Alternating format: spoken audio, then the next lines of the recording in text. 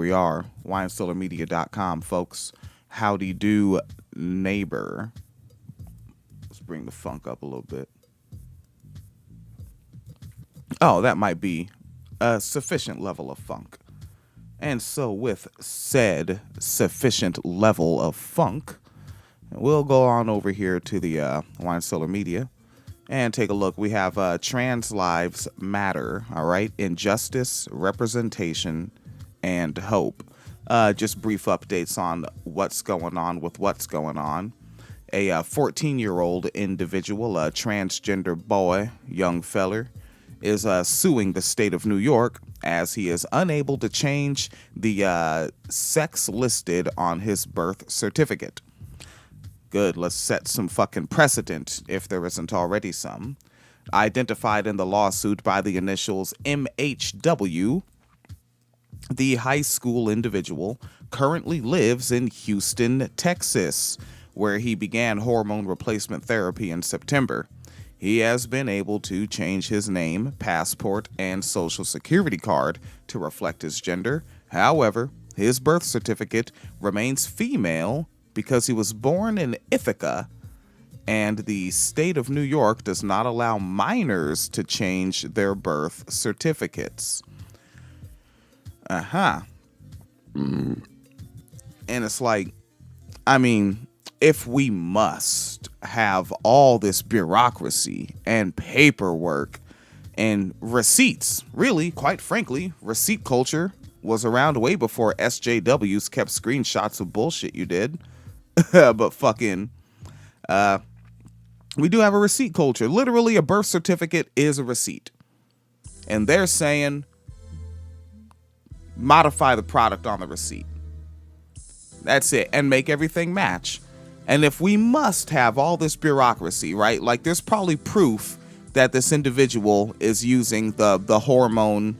I don't know if they're pills or injections. I don't know that many things. All right. I don't know how they get the hormones in them. Maybe it's maybe a pill. Maybe. I don't know. But they probably have a receipt for it. Probably have a prescription for it.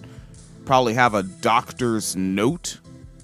You just go to those folks and be like, this is what I've been doing. This is how I'm presenting. Check out my fucking name on this shit. Let's cut the bullshit. Change the shit up. Should be that fucking easy, but, you know, I think people are just fucking sinister. Like, they just want to hurt somebody. Take a look here. Ooh. So there's an old program called Saved by the Bell. All right. And I am familiar with the program. I've seen it before. I never really fell into fanship. Never really. I never fell into fanship at all.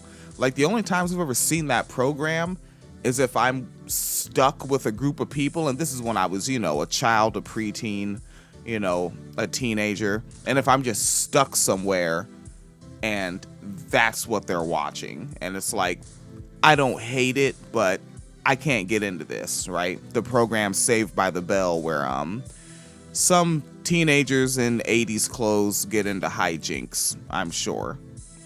But there's going to be a reboot of this Saved by the Bell program, and it's going to have an individual that goes by the name Josie Tota, with an H at the end, Totah, Josie Tota.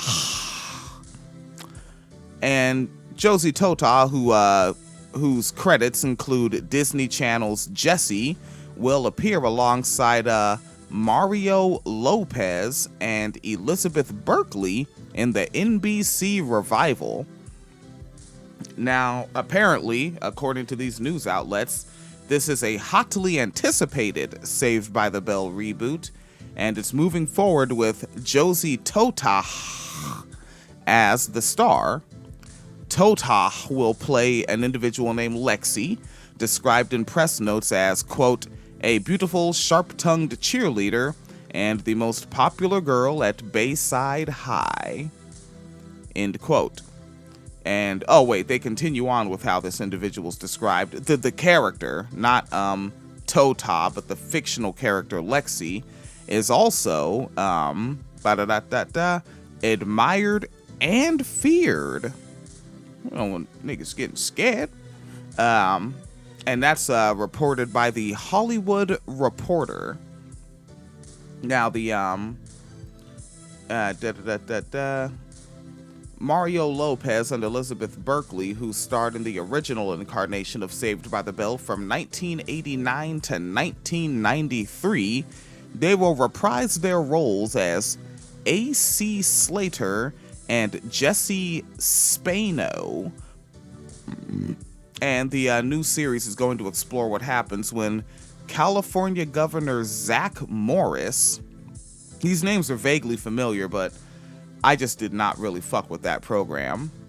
And that's going to be played by Mark Paul Gosselaar. Why does he have to have two A's in a row in his name? And this individual closes. They close many of the state's low-income high schools and reassign affected students to higher-performing schools, including Bayside High. Don't fund them busted-down little po folk schools. Just make them go get humiliated by the rich folk. Come on. I mean, that seems to be the idea. All right. And so the show is going to air on Peacock, NBC Universal. They have a new streaming service. And there is not yet a release date. And the individual is nearly 2 afters. 2 years, I think. Nearly 2 years after. So Tota came out as transgender, but I think before the age of 18, as it says here. All right, so folks may enjoy that. Now, remember, this is Trans Lives Matter, and justice, representation, and hope. So, moving forward, and let's see which outlet this is coming from. pinknews.co.uk. Love, honesty, and kindness. Transgender people share their hopes and dreams for 2020, and it's eye-opening. All right. And so they kick off with a wee bit of what they call journalism. And last year was a tumultuous time for highs and lows for trans and non-binary people. Sam Smith came out as non-binary and threw non-binary issues into the mainstream. Ooh. Trans representation on our screens increased, and a record number of trans people tried and failed to represent us in UK politics. Remember, this is pinknews.co.uk, so this is coming from the United Kingdom. I think that's like Ireland and Britain and all them niggas. However, promised reform of gender recognition laws kept being delayed, anti-trans hate crimes rocketed, and Piers Morgan continued to exist. But 2020 is a brand new year, so Pink News asked trans activists and icons what their hopes are for the year ahead. And this quote is coming from Monroe Bergdorf, who goes by she and they. And Monroe said, quote, "I hope to see more community and solidarity at all levels. It's a new decade and a new opportunity to lift up the most marginalized voices of the LGBT plus community who are yet to share their stories and experiences. Honesty and kindness that we all work to see honestly that we all work to see honestly and clearly the legacies we're passing down the generations in our treatment of the planet and anyone we regard as other, and that we cultivate kinder relationships with ourselves, each other, and the world as a consequence." And let's do one more, and I'm going to have this linked with the web post for this at winecellarmedia.com. You can go and check it out. One more coming from Dr. Meg John Barker, who goes by they, them. And Dr. Meg John Barker said, and they're an author and an academic writer. They said, quote, My biggest hope for 2020 is that we stop fighting among each other within the LGBTQ community and work together against the larger injustices in our society. I would like to see trans people celebrated, loved, and fully welcomed in the queer community. End quote. All right, so check that stuff out. It's dopeness. It's a grand old time. All right, and that is Trans Lives Matter. Injustice, representation, and hope. Right? The birth certificate for the 14-year-old, the representation from the 18-year-old, and some hope coming from some OG niggas. All right? All right, that's winecellarmedia.com.